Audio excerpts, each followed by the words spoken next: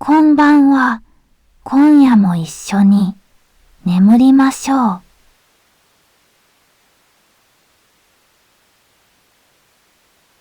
目を閉じて、ゆっくり息を吸って、そっと吐きましょう。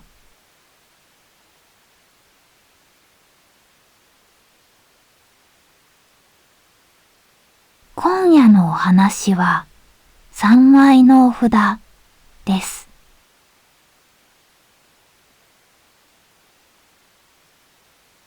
昔、昔、ある山のお寺に、小僧さんが一人いました。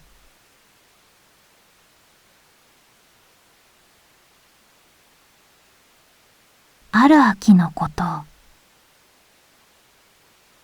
小僧さんは和尚さんにお願いしました。和尚さん、山に栗拾いに行ってもいいですか？和尚さんは少し渋い顔をして、良いけれど山の奥へは入ってはいかんぞ。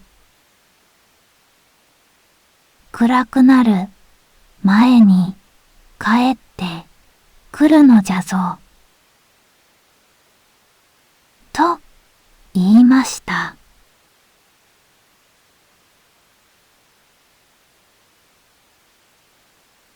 それから和尚さんは小僧さんにお札を3枚渡しました。もし怖いことがあったら、このお札を使いなさい。1枚ずつよく言うことを聞くぞ。小僧さんはお札を懐にしまって山へ出かけて行きました。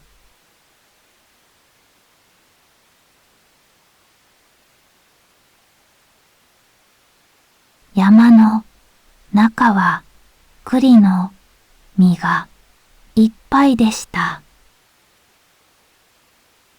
小僧さんは栗を拾いながらどんどん奥へ入っていきました。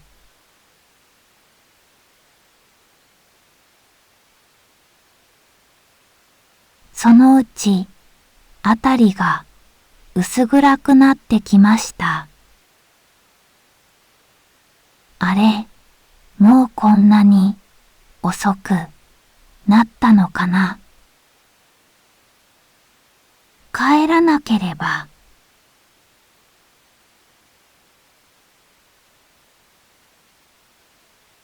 その時、後ろから声がしました。まあ、かわいい子供さん。こんな山の中で何をしているの？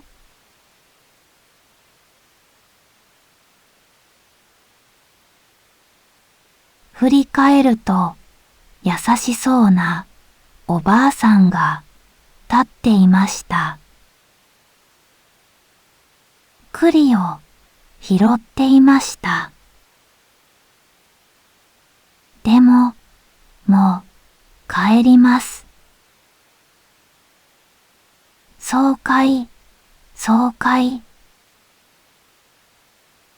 もう暗いから今夜は私の家に泊まっていきなさい。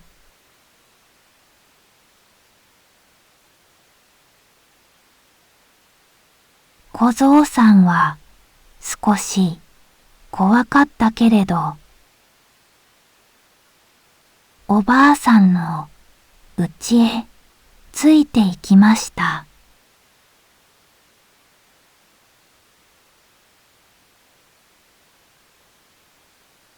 おばあさんの家は山の奥にありました。さあ、こっちへおいで。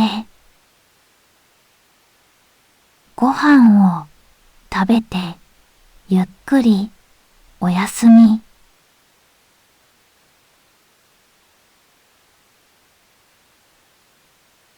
夜が更けるとおばあさんはいびきをかいて眠り始めました。小僧さんはそっと目を開けておばあさんを見ました。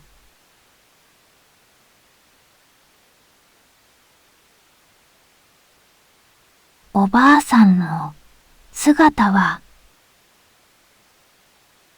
みるみる鬼ババに変わっていきました。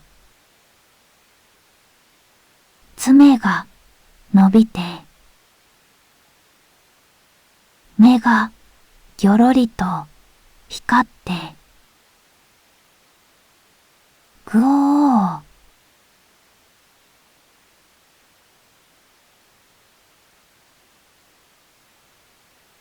小僧さんはぞっとしながらそっと懐のお札を握りました。トイレに行ってきます。鬼ババは眠そうな声で、仕方ない。でもすぐ戻ってこい。そして小僧さんの足に縄を結わえつけました。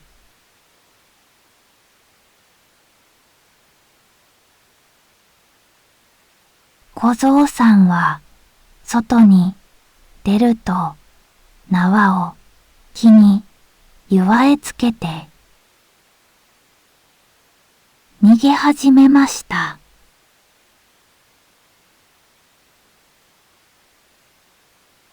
鬼ババが縄を引っ張ると木に結わえてあって、戻ったかと聞くと、一枚目のお札が、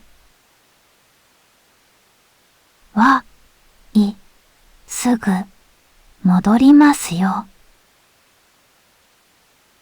と答えました。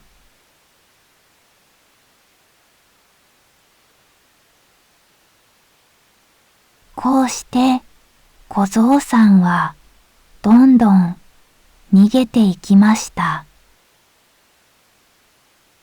やがて鬼ババが縄を引っ張っても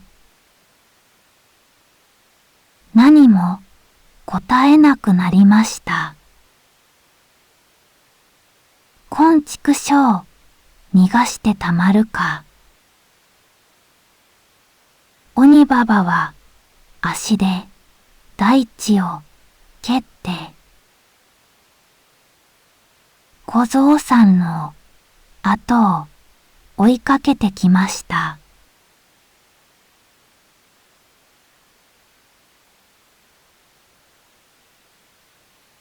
小僧さんは後ろからものすごい音がしてくるのを聞いて、懐から2枚目のお札を取り出して後ろへ投げました。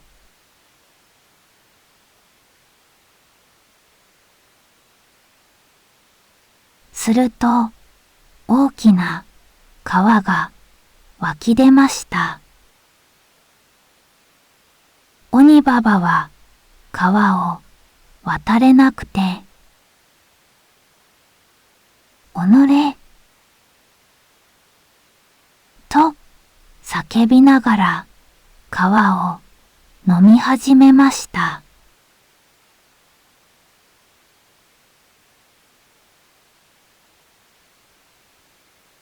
小僧さんは一生懸命走りました。でも川を飲み干した鬼ババが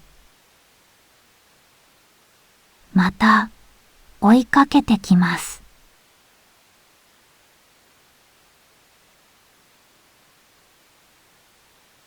小僧さんは最後の3枚目のお札を取り出して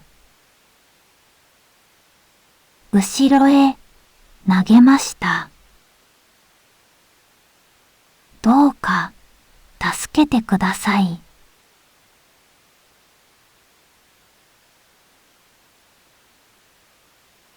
するとどこからともなく大きな火が燃え上がって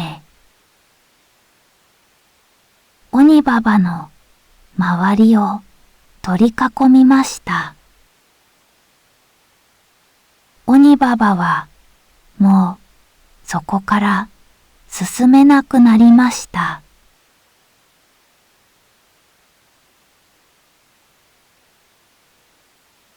小僧さんは全力で走ってようやくお寺にたどり着きました。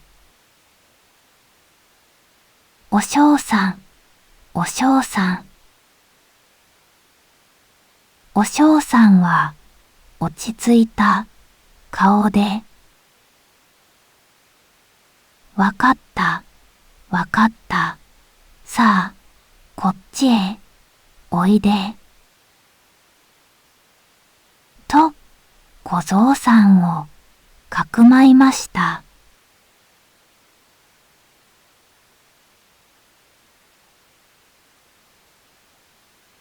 しばらくすると、鬼ババがお寺の門にやってきました。小僧を出せ。小僧をよこせ。お嬢さんは静かに門を開けて、鬼ババの前に立ちました。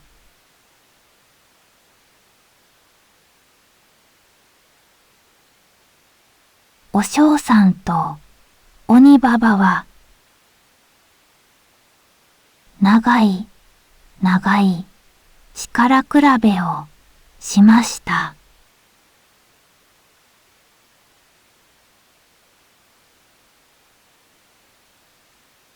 では、わしが大きくなるか、お前が大きくなるか、どちらかじゃ。望むところじゃ。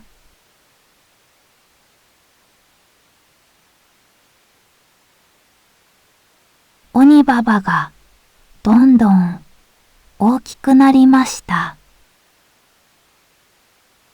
すると翔さんも負けじと大きくなりました。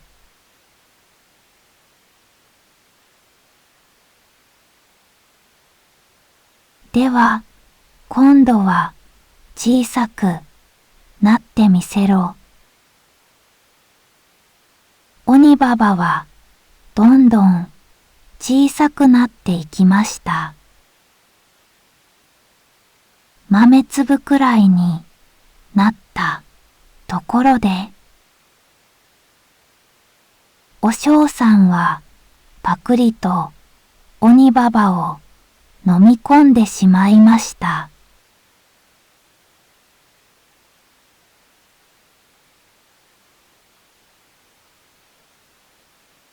こうして小僧さんは無事に助かりました。お嬢さんに謝って。お嬢さん、ごめんなさい。山の奥へ入ってしまいました。お嬢さんは優しくうなずきました。よく無事で戻った。今日はゆっくりおやすみ。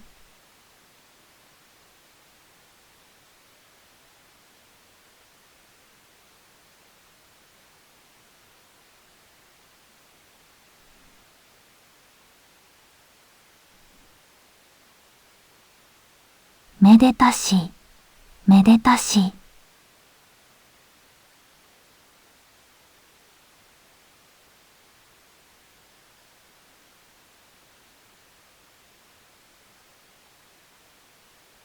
お話は終わりです。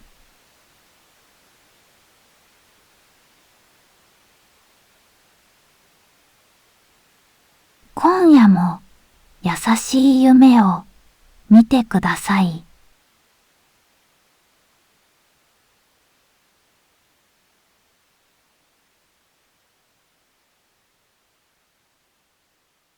ゆっくり息を吐いておやすみなさい。